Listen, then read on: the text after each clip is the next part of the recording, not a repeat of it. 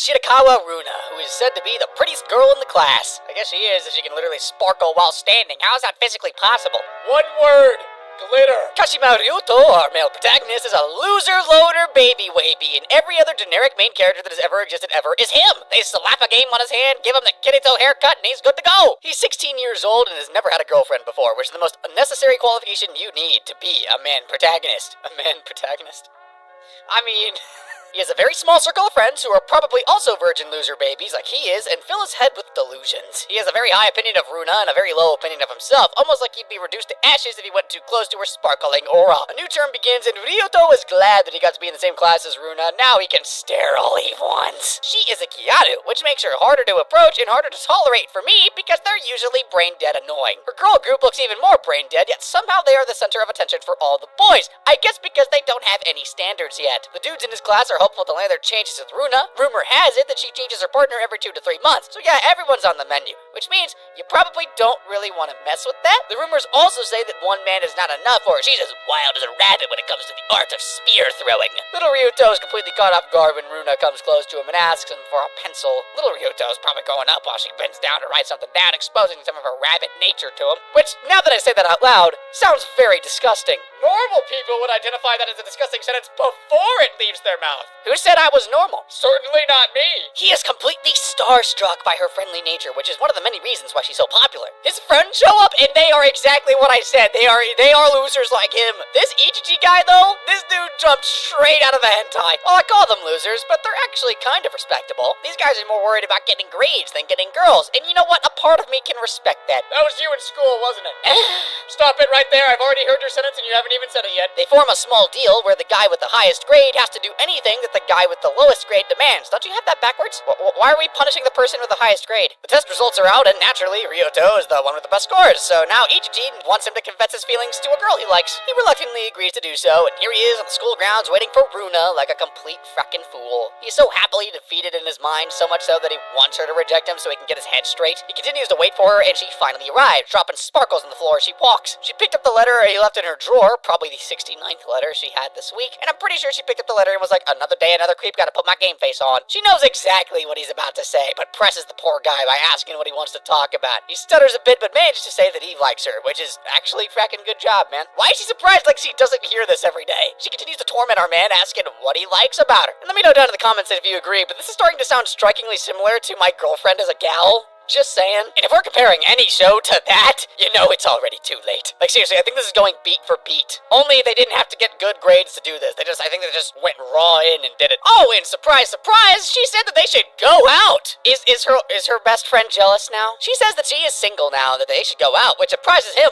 way more than it surprises her. My man just wanted to get rejected. You couldn't even give him that. What a cruel woman. She walked up to him and asked if they're dating or not. Yeah, I'd like to know the answer to that too, because this all seems unreal. Also, how is he not dead yet? The sparkling power she has should, like, exorcise the demons out of him or something. Ryuto doesn't care if she's joking or if he's in a dream. My boy was never gonna say no to such a question. The first thing they do is walk home together. Already. His friends are way past sane after seeing this unfold. Ichichi might even get weird ideas that he has a chance with women. I know she said they're gonna walk home together, but come on, don't just literally walk. Frickin' frolic in the sparkles and the flowers or whatnot. Don't just recap, do something extra for me. Jump through a flaming hoop of fire. He then asks the million-dollar question. Why would she date someone like him? That's the one question you probably wouldn't want to ask, but he's not in a state to think properly. There's also a bit of rejection attached to his being, so he has to know the answer. Well, her answer is actually quite simple. She would like to know him better and see if she likes him or not. For now, he's just a guy that walks. She says that she does like him a little, mostly because he said he likes her. Wow! What riveting standards! She tells him that she does have some limitations with dudes, but he passes all the standards, at least for now. Other than that, if someone says that they like her, they're getting a chance. No ifs, ands, or buts. Well, maybe a lot of butts, I don't know. So I suppose even Ichichi had the chance if he was brave enough to take it. He comes to know why she's had so many rumors about having multiple partners. The girl's basically playing hit and trail. She clarifies that she has not been able to date someone long enough for her to like them, and the problem isn't her. At least that's what she says. The other rumor is actually quite hard to confirm. You can't just walk up to her and ask her what her body count is. He walks her all the way to her place, and guess what? She invites him inside. Virgin Ryuto might just get promoted today. My dude's balls haven't even dropped yet, probably. Have yours? She brings him to her room, and sure enough, they're in Barbie world all of a sudden. Ryuto's having a lot of thoughts right now, but in a dark corner of his mind, he's wondering if doggy would be too extreme. She almost catches him checking out her underwear. Dude, this is freckin'...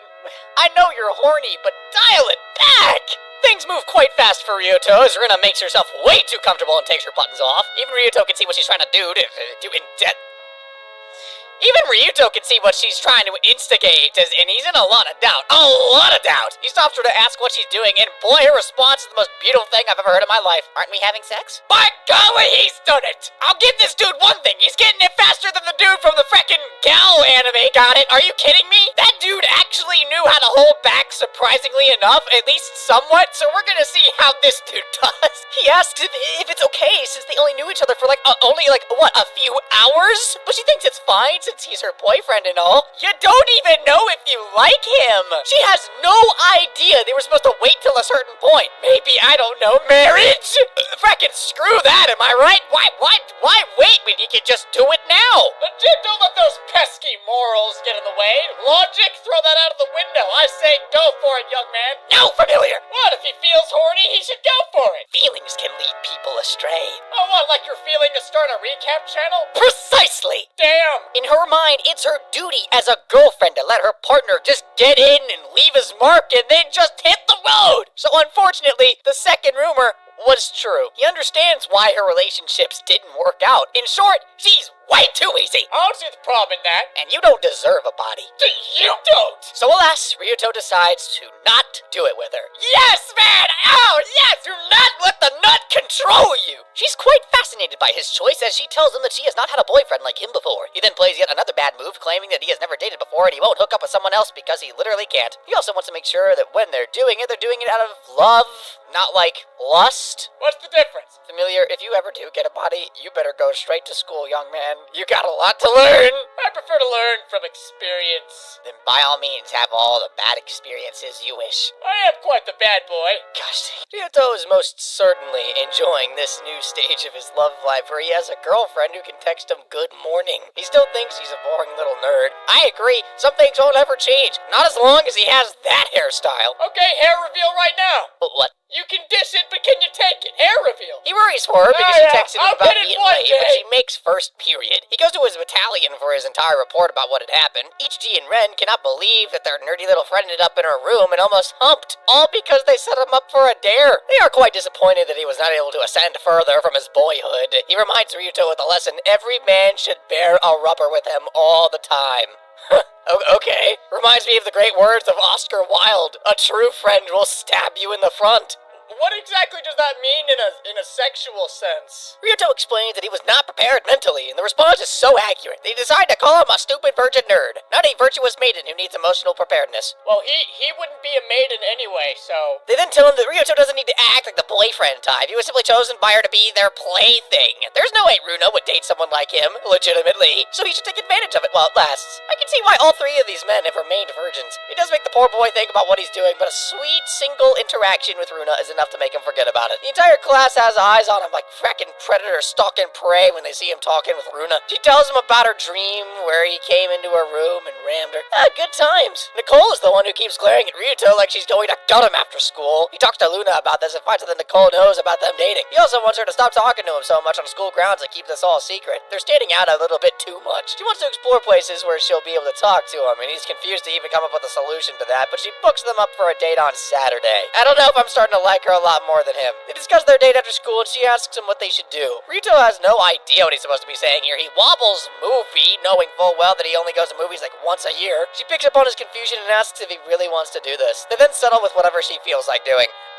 What if he's what she feels like doing? Intrusive thoughts win again. Not even! It's like a legitimate possibility. And I should have seen this coming. They go shopping. How very original and surprising that she likes shopping. You're one to talk, you're into anime. Fair enough. The other people in the store can see what a beaut she is, and Ryuto is virtually invisible to them. She says that he was not paying attention to any of the clothes that she was picking out, asking if the date was too boring for him. Ryuto responds with a deal sealer. He says that he was only paying attention to her. Boom! Simp behavior is finally taken in places now. She gets a call from Nicole, who scolds her for being on a date with him. Ryuto momentarily snaps back to reality and realizes that she would never actually fall for someone like him. This might just be temporary. He sends her a text the next morning and she doesn't reply. And my guy immediately thinks that she's getting it on with a different dude at the same time. In school, our nerd trio discusses how Ryuto carried them last night, while Runa is asked to a soccer game by the jocks. He gets his text response too late and she asks him to come to the station. Ryuto is convinced that his time is up and she's gonna ask for a breakup. So he walks all the way, mentally prepared, yet somewhat hopeful that he'll somehow be able to turn this around. He doesn't even listen to what she has to say and immediately tries to recover from the absolute dumping that he's about to receive but haven't even received it yet. Surprisingly, she just called him there to give him a piece from the matching phone case that she bought. She forced Nicole to wait in line with her since this was a limited edition thing. They played games all night till their batteries ran out, which explains why she wasn't able to respond. Yeah, I can see Ryuto here.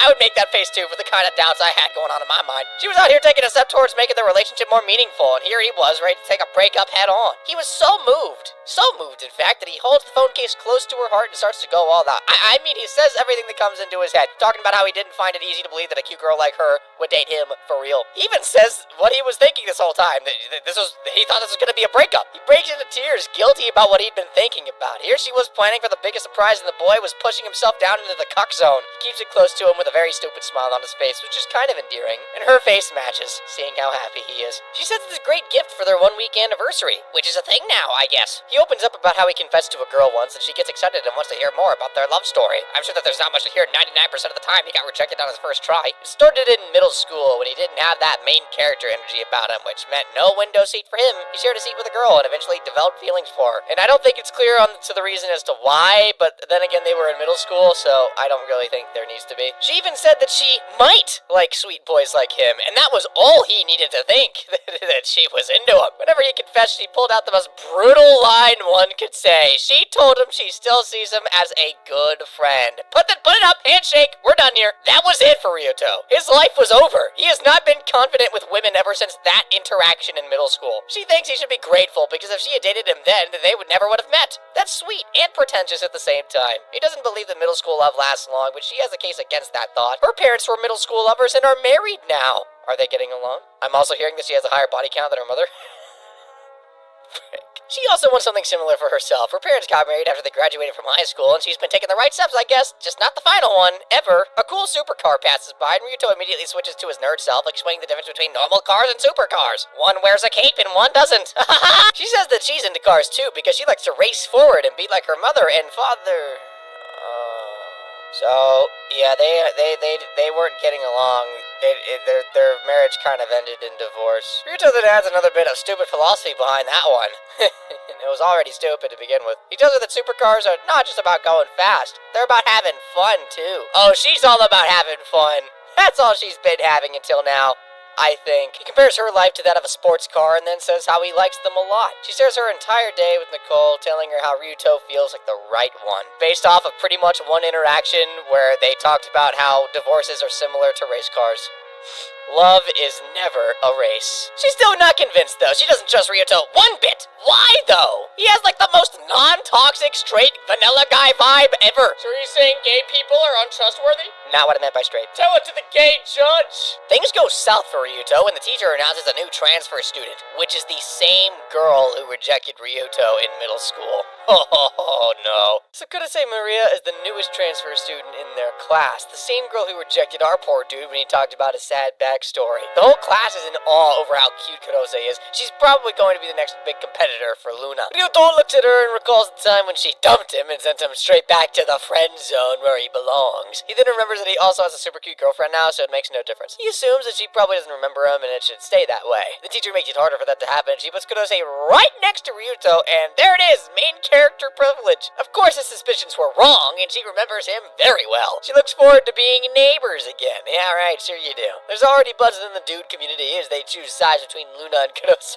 I love the dude community. I'm more part of the bro faction. Ryuto is worried that if these rumors keep circulating, then it won't be long before they find out that Ryuto, one of the premier class nerds, has a history with Kurose. It's a very embarrassing history, not to mention. Nicole then picks up Ryuto from class and asks him to come with her. They sit in a cafe where she continues to give him a death stare. He tries to make conversation, but she plays an absolute power move, telling him to wait until she finishes her fries. She then says that Luna's birthday is approaching next Sunday, and looks like he didn't know about it. She gets mad that he hasn't been taking this whole dating thing seriously. That's about it. She's not gonna sit there and help him plan. She just tells him that it's her birthday, and she's gonna sit there and celebrate it. He asks her about her likes, and Nicole tells him to figure that out himself.